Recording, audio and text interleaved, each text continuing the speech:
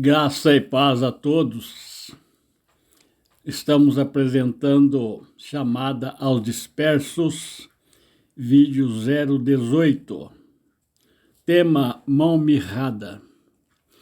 Disse, pois, ele: vai e diz a este povo: ouvis de fato e não entendeis, e vedes em verdade, mas não percebeis. Engorda o coração deste povo, endurece-lhe os ouvidos e fecha-lhes os olhos, para que ele não veja com os olhos e ouça com os ouvidos e entenda com o coração e se converta e seja sarado. Isaías 6, verso 10. Esse texto é mencionado por Jesus em São João 12:40. É preciso esclarecer que as curas que Jesus realizou, o que mais pesa é o sentido espiritual. Atentemos para a colocação do verso 9, acima exposto. Se o povo ouvia de fato, de igual modo via, porém não entendia, porque era enfermo. Via apenas com os olhos físicos e ouvia com os ouvidos carnais. Assim nada havia, pois não tinha visão nem audição espiritual. Observemos que o povo precisava ver e ouvir com os sentidos espirituais, e entender com o coração e se converter para ser sarado. Diante do exposto, temos o dever de questionar o fato dos maus obreiros e falsos mestres enfatizarem a cura do físico. Pior ainda, quando ocorre algum milagre alcançado pela fé de algum, tais mestres e líderes atribuem as suas denominações visando conquistar mais e mais seguidores com a intenção de arrecadar dinheiro com suas empresas rotuladas de igreja. Ao passo que nem o próprio Cristo atribuía as curas à sua virtude e poder, mas dizia: vai, tua fé te salvou ou tua fé te curou. Esse enganoso e pretensioso procedimento dos falsos líderes só faz engendrar uma multidão alimentando uma fé cega, a exemplo dos que atribuem seus milagres aos ídolos. Esses incautos ou hipócritas seguidores idolatram seus líderes e suas igrejas com igual paixão e fanatismo doentio a dos fãs de clubes esportivos. A verdade é que Deus não revela seu segredo nem seu conserto aos insinceros. Quanto à mão mirrada, como consta em São Lucas 6:8, verso 9, define ou representa algumas situações no sentido espiritual. A princípio, o indivíduo com a mão mirrada nada tem como pegar, não tem como pegar nada ou segurar nada também.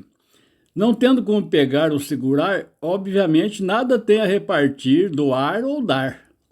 Podemos ainda supor que seria uma mão fechada, mão de vaca, como se diz no vulgar, que se apegou a alguma coisa, logo não contribui. Devemos considerar que anel representa dom. No caso, o sujeito não recebe dons efetivamente. Podemos inserir também a impossibilidade deste colocar uma aliança de noivado ou casamento. Se noivado e casamento estão intrinsecamente ligados a Cristo e a Igreja, o indivíduo nunca fará aliança com Deus ou concerto eterno. Embasa nossa linha de raciocínio no fato de Jesus ter lançado a parábola dos convidados para a festa, os quais eram mancos, aleijados e ressequidos. Fica evidente, então, que as curas físicas realizadas por Jesus seriam, sem dúvida, uma simbologia da saúde espiritual. Se bem que fazia no físico, mas representando a alegoria do espiritual. Quem não prega isso é lobo, que não entra pela porta do curral, dos quais as verdadeiras ovelhas fogem, porque conhece a voz do seu pastor. São Lucas 14:16-24. Enfim, muitas são as deficiências espirituais, e muitas delas não percebemos nem admitimos. Quando não admitimos, dificilmente buscamos a cura. Por isso, Jesus pergunta ao cego de Jericó: o que queres que eu te faça?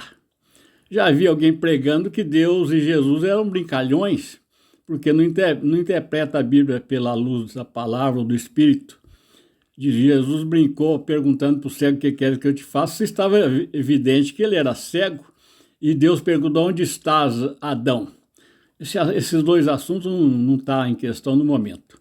Muito bem, se ele pediu para enxergar, já teria o básico, pois assim podia caminhar, o que significa progredir e ver a realidade, que é de suma importância. Reiteremos o exemplo do que colocamos em outras exposições. Do Mar Vermelho até o Jordão está proposta uma alquimia transcendental que deve ocorrer dentro do ser, nunca fora dele. Para que as folhas de uma árvore toquem o céu, é preciso que suas raízes toquem o inferno. É imprescindível que o edifício tenha fundamento na rocha à medida de sua altura. Pissarras